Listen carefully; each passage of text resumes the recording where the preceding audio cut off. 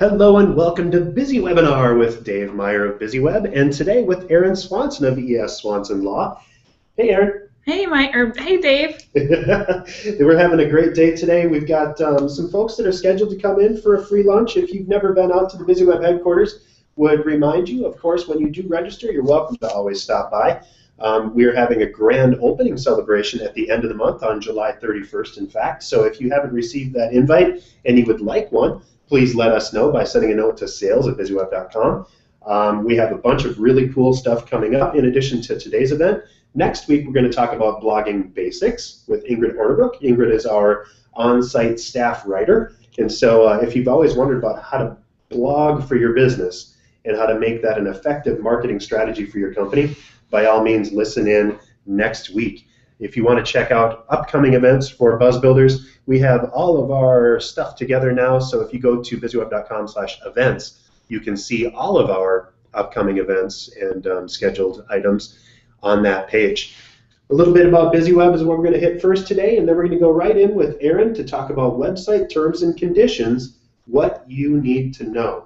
Now, a lot of our clients have connected with us over the years saying, I'm just not sure what I need to do to cover my assets, as they say. And so Erin is the person that we go to all the time for our business. She trademarked BizzyWeb, so when you look at Generate Buzz Without Getting Stung, we have that register mark on there. That's from Erin. So Erin, thank you very much for ushering us through that process. Yeah, thanks, Dave.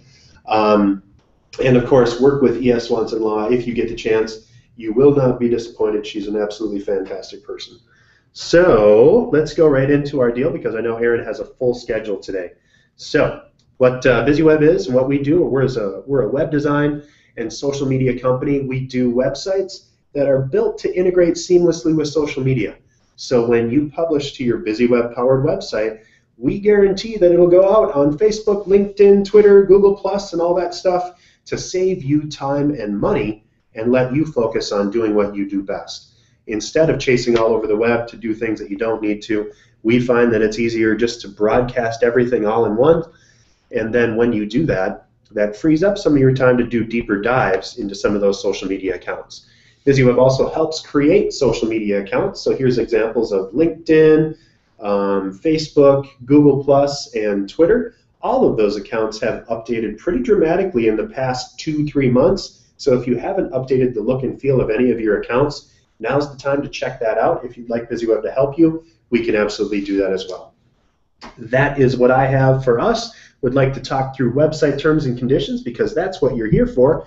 And so without any further ado, I will change it up for just a moment and let you see. This is the BizzyWeb homepage, of course. The way to log questions during the event is to scroll down to the bottom of the page, click on the article, and it looks like a number of you are actually already listening in online, but you'll see that there's a link to Google Hangout right here. You can join to get live tech support after the broadcast and to ask questions live of Erin. You can also submit. If you click on this button, you're going to take yourself into the Google Hangouts, the embedded broadcast, and inside of that page there's going to be a little button that says Q&A. If you click that Q&A button, you can register your questions, and I'm standing by to watch those questions and to answer any questions or to raise those questions for Erin as we go through our broadcast today. So if you haven't done that, be sure to check that out. And let's move over to Erin with her slides.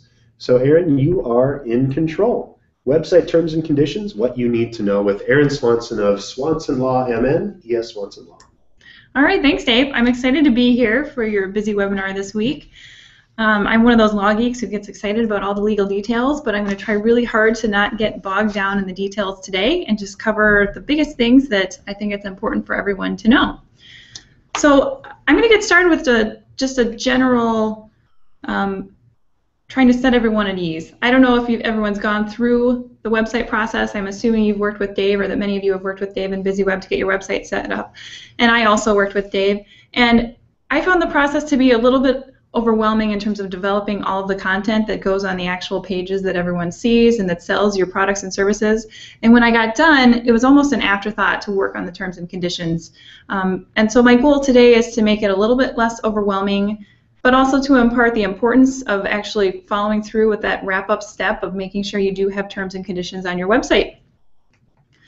So first I want to just maybe dispel a little confusion. I commonly get asked what the difference is between terms and conditions and a user agreement or website use agreement or all of the other variations and names it's been called.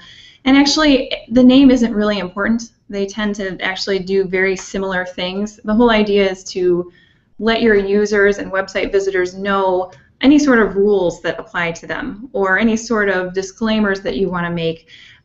Sometimes people will end up calling it a user agreement if they want it to be a little bit more formal, or if it actually requires that extra step of having someone agree or click a box or a button or something like that, then people are more likely to call it a user agreement. But don't worry about what it's called. We're going to focus more today on what should be included. So when is it important to have terms and conditions for your website? First of all, as a lawyer, I tend to be concerned about what are all the bad things that can happen to you. So there are, of course, advantages for practically anybody to have terms and conditions on their websites. However, terms and conditions are going to be especially important if your site does a number of things, including selling products or services, maybe accepting payments through credit card processors or PayPal. If you solicit personal information of any kind, you're going to want to have terms and conditions. Occasionally, I've had some clients who actually have customer forums set up where they allow customers to create an account and start a discussion thread, give feedback to each other, that sort of a thing. So if you do allow users to interact with your site and to share content, you're going to want to have some terms and conditions for that.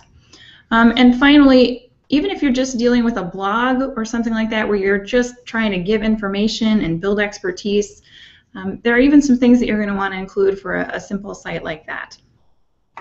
So what are some things that you want to include? Actually, your terms and conditions will vary depending on what type of a site you have. So for example, if you just have a super basic site that talks a little bit about your services, has contact information, and you're really just trying to drive people to either come in and visit your store or to call you and talk to an actual person for information, that's probably the simplest type of site we deal with. You're going to need to have the least stuff covered for that situation in your terms and conditions. Kind of the next step up on the spectrum would be a blog where you're sharing a lot of content, maybe you're reviewing products, that sort of a thing, but you're actually giving information that people might rely on. So you're going to want to have some additional terms and conditions protecting yourself in case people misunderstand what you say. The next step up would be that online forum that I mentioned. If you're allowing your customers to interact with your site and share information in any way, you're going to want to have some additional terms and conditions for that situation. And then finally, I'd say it's most important for sites that have e-commerce of any sort, whether they're selling products, taking orders, or especially if you're taking payments, that's where you're going to want to have the most stuff included in your terms and conditions. So let's get started.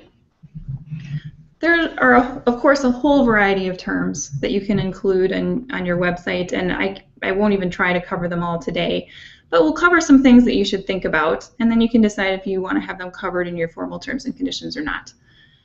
First of all, if your site is going to be selling products, there are a lot of things you want to consider. And any question that you get asked at your actual site or your store, that's something that you're probably going to want to cover on your website. So for example, what are your payment terms? Is there a deposit required? When is final payment due? What's your refund policy? A lot of people like to put a timeline on there for when their obligation to give a refund expires. What happens if a price changes between the time that a person first looks at a site and makes an order? Or if the price changes between the time the order is placed and the time that you can procure the product that you're selling. Occasionally that's posed a problem for a client. And then of course you want to cover any sort of shipping policies. What's the timeline for actually getting a product to someone's front door? And of course the legal side of that would be what happens if it's lost or damaged in shipment. So you'll want to cover any sort of risk of loss provisions. So that has to do a lot with the e-commerce types of sites. A lot of websites, or for most companies, it's going to be a good idea to also include a privacy policy. And that should include a confidentiality provision for personal information. Anytime your website is asking for information from people, you're going to want to let them know let your users know what you're doing to protect that information. So this could be as simple as having a contact form on your website where you're asking for a name, phone number, address, an email to follow up if they've asked for information back.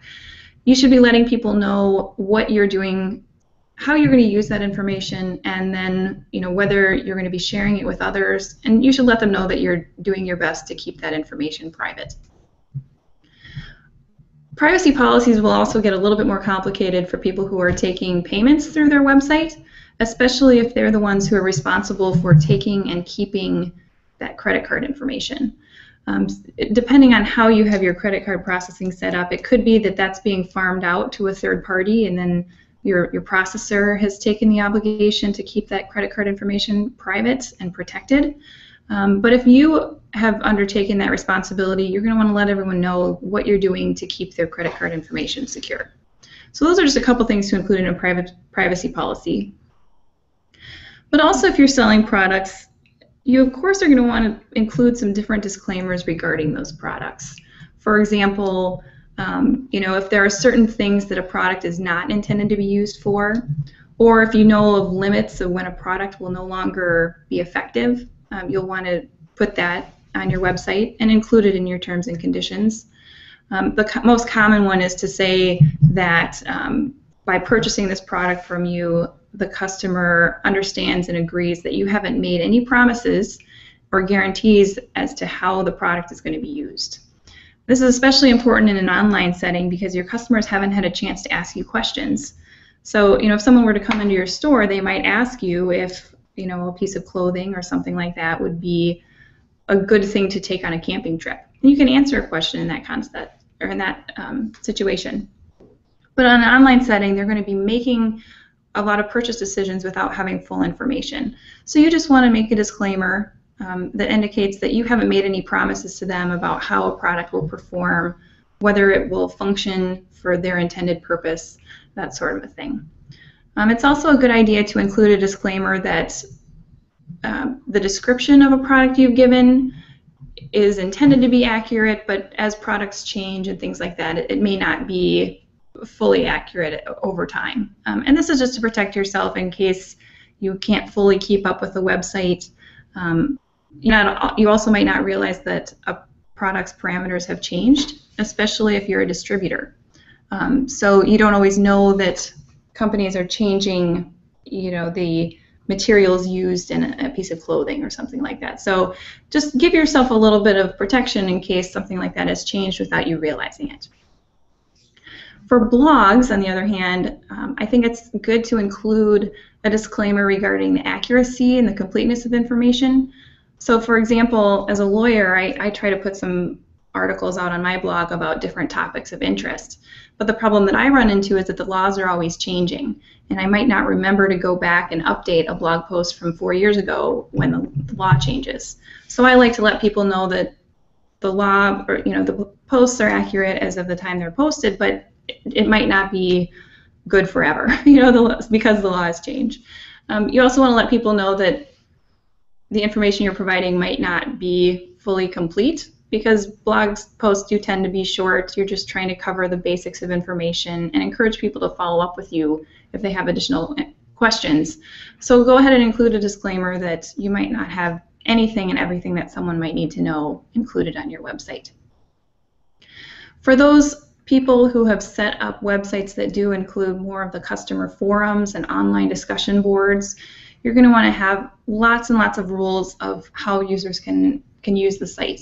Any sorts of restrictions on what content they can post. You want them to follow the law and not post any sort of inappropriate or indecent material on your website. You're going to want to post rules about when you will censor people and when you will hide their posts or even take them down. So just include all of those sorts of account rules in your terms and conditions for the site. And finally, of course, we all hope that no one is going to have complaints regarding your products or your services, but you should include in your terms and conditions what someone should do if they do have a complaint. And this is especially important because you'd rather have a clear process for someone to follow laid out on your website, because if you make it easy for them they're more likely to contact you directly rather than going out on social media and blasting you and your customer service. So make it clear and easy so that they go that route instead of making you look even worse in front of other people. And Erin, you might have an answer on this one, but or you might have already answered it, but if you have a site that gives financial information and recommendations, not necessarily a financial planner, but what type of disclaimer or waiver should you include if you're doing financial information and recommendations? This is from Wahida on our board, or on the call. Great question, Juanita. The question is, or the issue really is that general information you might share might not be fitting or appropriate for every single person reading it. So I think it's good to include a disclaimer that, this is just an example only.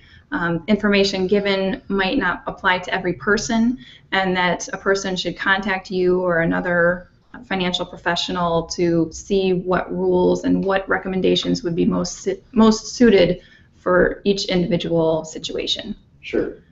And probably one of the biggest cheat sheet items I tell my clients is look at other companies that are doing similar things and kind of key off of what they're doing, especially if they're sharing things in similar terms or with similar clients. Exactly. So, that's a great tip. And then maybe be a little bit more conservative than that, because you don't want to, just because your friends are jumping off bridges, that doesn't mean that you have to, right? Exactly. Even if you're getting ideas from other people on what to do, it's still a good idea to get advice on whether what you have is sufficient. Just because I like that jumping off a bridge example, Dave. That's perfect. So that's something to keep in mind. Awesome. Thank you.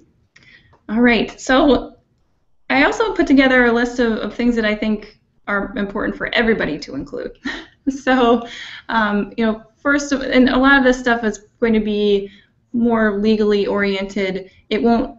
These are all items that won't seem to be important or relevant until you actually have a problem with the user on your website. So these are things that people tend to leave out of their terms and conditions until they have a problem, and then they come to me saying, oh my gosh, this happened.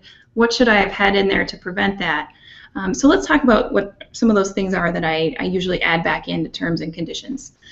First of all, you want your users to agree and represent to you that they are legally able to use the site. And this is important because a lot of times kids are on the internet more and more. So you want to have all of your users indicating that they are minor, or that they are not minors, and that they are legally able to use your site. If they are purchasing things through your site, you also want them to state that they are allowed to, use a credit card that they're using, that they're authorized to purchase on behalf of the account that they're buying with, that sort of a thing. Additionally, you're going to want your users to indicate that they will only use your site as it's intended to be used and as directed to be used. And having a disclaimer like that will protect you in case somebody misuses your site. And this is especially important in a situation where you have people that are posting things, interacting with your site, putting things up there that others can see. Because if you have a situation where someone is offended or has seen something inappropriate on your website before you catch it and have a chance to take it down, this will give you some protection in that situation. And finally, the next thing I have on my list are a couple of liability provisions. As a lawyer, I'm always looking for ways to protect my clients from liability. So you're going to want to include a nice and long disclaimer of all the different ways that you're not going to be responsible. So you want to have the mother of all disclaimers. And this will include things like you're not responsible for things that the user does. You're not responsible if a user misuses the products that they sell. You're not responsible for any number of things out of your control. Maybe Mother Nature throws a hurricane at your shipping site and so your products are lost. You're not responsible for delays. Just any sort of situation that you don't want to be held liable. If it happens, you want to include that in your disclaimer. The next step beyond that is that even if you are found liable for something, you're going to want to try to limit that liability as much as possible. So what some of my clients have done and what we've put in their terms and conditions is said that even if you are liable for a product not working as planned, or someone's not happy, or they don't think that you did what you said you would do for them, you're going to want to include a limitation of liability section that says, hey, I'm sorry, but I'm only going to be liable up to a certain point. And usually people put in a dollar amount there. So instead of potentially facing thousands and thousands of dollars in damages, maybe you're just going to limit it to refunding the price for a product, or refunding what somebody paid to come to your seminar, or basically a refund. And so that's a good way to limit your potential liability if someone's dissatisfied. The next point on my list here is something that Dave he mentioned, the trademark and copyright work that I do. A lot of companies don't think about the branding that they're putting out on their websites. And so they'll have their logos and things like that on their website. They will have put a lot of time and money into developing content that they think really talks up their products and their services. And that's all copyrightable. And so you want to include a section on your terms and conditions that says, even though we have all this stuff put out on our website for you to see, we're not authorizing you to take it and use it any way that you want. So you can include a trademark notice there, a copyright notice, basically indicating that you're keeping all of your company branding stuff, like logos, names, slogans, that sort of a thing. You're keeping all rights to that, and you're not giving anyone any license to use that just because they saw it on your website. A lot of time websites will also link to outside sources, especially if maybe they're talking about a book that they read. Mommy blogs are a lot of times reviewing different products that they've used with their babies. Maybe you just want to tell someone where they can buy something, so you're including a link. You're going to want to include a disclaimer that those links are to third-party sites outside of your control, and that those sites are subject to their own sets of terms and conditions. Because the idea is that you don't want to be responsible for what anybody else on the internet has put out on their own sites. And similarly, if you are referencing or talking about third parties, you're going to want to be clear that they are separate from you and that you're not responsible for anything that they do. So for example, perhaps you've recommended a company to work with. When I launched my website, I put up a post saying, thanks to BizzyWeb for creating my website, that sort of a thing. I may or may not have put small print on the bottom of that site that says that says BizzyWeb is not affiliated with me; they are their own entity, just indicating that even though I highly recommend BizzyWeb, they're their own group and they're responsible for what they do. The next thing that I would make sure to include in your terms and conditions would be information on how you're using information that you gather through your site.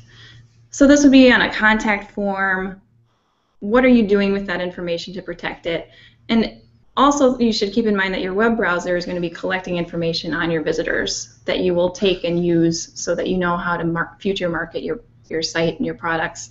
So that's something that should be included in a broader privacy policy if you have one. If you elect that you don't want to have a privacy policy per se, this piece here about how you're going to use information gathered through your site is the most important thing to make sure that you have. So even if you skip the rest of it, make sure that you have at least this little piece of a privacy policy. And as I mentioned before, you're going to want to have information on who to contact if you have questions. May or may not be the same person as who to contact if you have a complaint. So just make it easy for people to reach you, and they'll tend to be happier with your website. And finally, there are some legal terminology that nobody likes to include because they usually don't understand what they mean. But these are all kind of the boilerplate things that you might see in a contract that everybody glosses over because they don't understand why they're important. And these are all things that won't be an issue unless you have a problem or a complaint from one of your customers. But first of all, you want to indicate which state's laws are applying to your website and which state's laws are applying to your terms and conditions. So I'm guessing for most of you who are listening, that will be Minnesota. But if you're headquartered somewhere else, you can specify a different state. You're going to want your customers to agree to submit to your jurisdiction and also a venue. And that's because if someone isn't happy with you, and if they are going to go so far as bringing a lawsuit, you want them to come to you. It makes it easier for you to defend yourself, and also makes it harder for them to bring a lawsuit against you. So you want them to specify that they will agree to bring a lawsuit in Minnesota, for example, and that they will agree and submit to jurisdiction by those courts. If you're not excited about the lawsuit process and you want to try to limit any sort of complaints to an arbitration process, which is a little bit quicker than going to trial, you can include an arbitration provision. I also think it's important to cover what happens if perhaps one of your provisions in your terms and conditions is held to be invalid. So for example, let's say someone sues you because you didn't give them a refund, and the court decides that your refund policy was illegal and so they're not going to enforce it. You're going to want to have a severability provision in your terms and conditions that says even though that refund policy was invalid, everything else applies still. And that's designed to protect you so that the entire contract you have with these people is not invalidated. If you make any changes to the terms and conditions over time, you're going to want to explain what happens in that situation. Usually it's a statement that says the user undertakes responsibility to keep up to date on any changes to the terms and conditions, that sort of a thing. But I find that clients do frequently change their terms and conditions. You know, as I said, the refund policy is a good example. People will decide they want to tighten that up.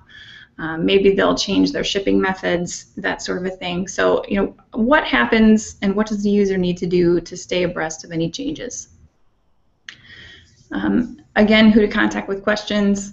And one thing that does tend to get left out is that, you know, what happens if your terms and conditions on your website contradict some other piece of paper or any other information you're giving to one of your customers? You want it to be clear which of any contradicting things controls. And people actually don't think that this happens a lot, but it does, because maybe you updated the information you're giving to a person who comes into your store, but you forgot to update it on your website, and so then they're no longer the same. It's actually pretty easy to miss something like that, so this just makes it clear which rules are going to govern. All right, that's enough of the nitty-gritty about what to include in your terms and conditions. And again, those are just some examples. There might be some additional things that would be appropriate for your business or your industry to include. But this is actually a pretty important issue since we're dealing with an online thing where people are not meeting face-to-face. But what do you need to do to make sure your terms and conditions are enforceable? There are two main ways that people do that. One is called the click wrap method. And this requires an actual affirmative action on the part of your user indicating that they have read and agree to the terms of your terms and conditions. So this could be anything from clicking a box to typing in "I accept." You know, the more proactive you require your users to be, the easier it's going to be for you to say that they agreed to those terms later and to have those enforceable. The other method is what's called the browse wrap method. And no, I didn't come up with these names. But the browse wrap method is a little bit less interactive. And some clients like that because then it's less intrusive on their site. But the browse wrap method is basically where you post terms and conditions somewhere on your website so that they're readily available, and you're just kind of assuming that people have seen them. It doesn't require any affirmative action. You're just kind of assuming that as responsible website users, everyone is going to go through and read those. And then, of course, there's a hybrid of all these. There's a multitude of hybrids of these two methods. So what's best? Courts, if they're in a situation where they're reviewing your website terms to see if they're enforceable, they will look at a number of factors. But the real question is, did your customer have actual or constructive notice of the terms and conditions? Did they know that they were agreeing to them by using your website? Or did they know that they were agreeing to those terms and conditions by placing an order? So, like I said, there's a whole lot of factors, but those include, was there an action required to accept the terms? Were the terms and conditions easily and repeatedly visible on the website? You know, are they so obvious that a person would have had to have known they were there and known that they should have read them? And were the terms and conditions referenced at the time and at the place on your website that they are making a purchase? or if it's not a purchase situation, maybe when they're signing up to be on your website or to be an account holder or a user on your website. But the real test is, did the person have actual notice of those terms? That's the best thing, is if you can prove actual notice. Or alternatively, did they have constructive notice where they really should have seen them and should have read them before buying? So of course it's better to be able to prove to people that the person actively read them, actively clicked a box, that sort of a thing. So to make it safer for yourself, I do recommend, if it's feasible on your website, to require users to take action.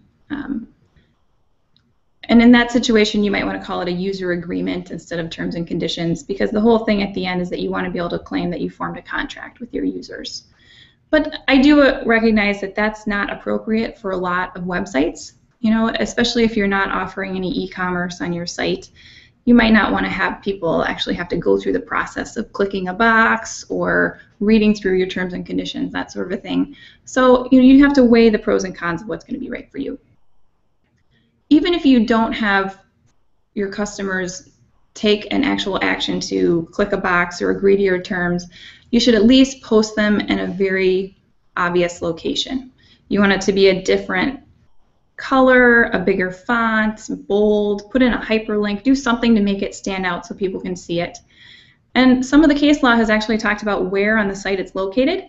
You know, if it's at the bottom where someone has to scroll down for pages and pages and pages, they're not going to make it there to click on the link to see your terms and conditions.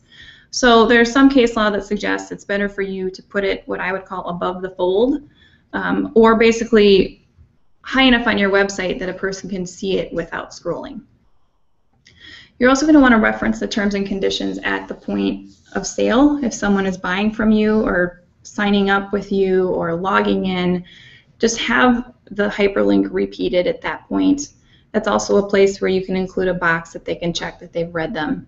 But you can't reference them too much on your website. It's advantageous to include hard copies, or include an option or a button that someone can print them out at their request. Make it easy for people to find them, and you're going to be more protected. And finally, you might want to consider actually notifying users of your changes by sending out an email or having a window that pops up at the top of your website when people log in, something like that that says, hey, our terms and conditions have changed. Click here to read through the changes. So those are the tips that I had for today. Awesome. I hope that people will jump in with some questions now, maybe things that pertain more to what they're working on. But BizzyWeb and I are here to answer questions about your terms and conditions. Perfect, and thank you, Erin, for joining us and for running this for us. I have just a couple of slides that I want to go through. First, I wanted to remind everyone that you can ask questions. If you're live on the Hangout, you can do that via the chat. If you're watching from the broadcast at the BizzyWeb headquarters or at the BizzyWeb page, you can actually register that question using the Q&A app. And as a reminder, I'm just going to switch over to the Hangout here, and what you can see now is there's a space in here. If you click on this link, if you click in here, you can go and actually browse that and use the Q&A tool. And if you want to join us live, in just a couple of minutes, we're going to close down the broadcast version of this event. We do have a number of viewers, so for those viewers that are watching, as a reminder, if you want to continue to ask questions and ask those off-site or without being chatted or asking questions, the best way to do that is to log in on the actual Hangout, and we'll open that up. We do have another question in referencing third parties on your website. What would be the legal ramification if you don't? Making a claim that you're responsible for what someone else does if they're not affiliated with you, it can be a very difficult case to prove. Mm-hmm. So your risk is going to be smaller for something like this than some of the other issues we talked about. But if you are recommending someone on your website, you could have someone who comes back to you and is upset, saying, hey, you told me that they would do a good job, they didn't, I'm mad at you, I expended thousands of dollars to work with that person. what are you going to do for me? Obviously, your risk goes up the more a person is damaged, I guess, by working with a third party. So if they lose a lot of money or they're physically injured or something like that, they're going to be more likely to claim you're partially responsible. So it probably seems like a pretty low risk situation. And as I said, it is lower risk than some other things that could happen to you. But it's so easy to add a sentence that says, you know, BizzyWeb is not responsible for the acts of third parties or something like that, that it's pretty quick and easy to address. Right. Well, and for the team here, you know, as we go through ours, you know, there actually isn't a good place for our terms and conditions. We don't have them listed all that prominently on our site. So, you know, as I go through here, actually, I don't think they're available really anywhere except for on the overview page. So we don't have them in the footer at all. So, you know, I don't know if that renders us ineligible, but, you know, certainly if I go to a random page, like if I go to BizzyWeb.com/B, I guess, oh, that auto-filled, BizzyWeb.com/blah. Cool. So if I go in here, we have our terms and conditions in this page, guarantee terms and conditions, and where else do we have some stuff in here? Website, surveys, yeah, so as you can see, it's obviously not that prominent. So, you know, as we go in here, that's just our guarantee terms and conditions. So our website terms and conditions aren't even on here. And we're thinking about taking our terms and conditions off of our contracts and putting them online. Which is a great idea. Is that something that would be recommended in lieu of printing out an extra 5 pages on every contract? Can you just do that and say, you know, this is how that works? I usually recommend keeping it in the same medium. So if you have someone who's signing a paper contract, yes, it involves printing out 5 extra pages or however many pages, but I do think it's good to give them the terms and conditions in the same medium as you're giving them the rest of your contract. Sure. But for a contract that you're allowing people to sign online, then it's a lot more reasonable to just have a link that says, here are our terms and conditions. Okay. So I should probably still have at least introductory information on my contracts. And I think that's the best thing to do, but you also, but from a legal perspective, you also could say this contract is subject to additional terms and conditions that are available at, and have the website link printed in your contract. I would also say a hard copy is available at request. And then you can just, you know, if somebody requests it, then you can print it out. Fair enough. So that's an option too. I like that. And so we have website terms and conditions right here. Yeah, I decided to put it in. I decided to put it in the footer. I'm not selling stuff on my website, so I didn't think it was quite as important to have it up top. Right. My biggest concern is that I'm sharing information that people might decide to rely on when they're making decisions. So in addition to the terms and conditions, I kind of pulled out a couple of the most important disclaimers and just put them on the sidebar that shows up on every page of my blog. That's really so you kind of have to choose what you think is best for what you're using your website for. You know, I do think that for a website that's selling products that you actually order through the site, it's more important to have the terms and conditions more prominently displayed. You know, another option is you can either include a legal link in your menu, navigational menu at the top of your site, or you know, put it maybe in a drop-down menu under at About the top. Us or something. Yeah. Sure. Put it somewhere that it's going to be easy to find at the top. Cool. So. And that's normally what we do. We'll either put it under the About or we'll throw it in the footer for our clients. So makes a lot of sense. And again, here's what a professional does. So this is a great way to look at it. So if you're just giving vital information, again from Wahida, the terms and conditions, if you're not selling anything, this is probably, you know, just doing the general terms and conditions that you mentioned in your slides. That would probably be sufficient. You know, just probably. Yeah. You know, and you have my example, mine up here as an example. Right. I also have a privacy policy that I'm reviewing. So you can either include that within your terms and conditions, or I'm going to consider putting it as a separate link Sure. because I do solicit contact info or client contact through my site. Mm-hmm. So I want to add a privacy policy that says this is how I'm using your email address. I'm not selling it. I'm just Right. using it for my own purposes. So that will be included in a privacy policy to be added very soon. Got it. Cool. Well, again, for the folks, we have a bunch of folks that are watching online. So this is your chance to jump back over and join us on the Hangout to ask questions live with Erin.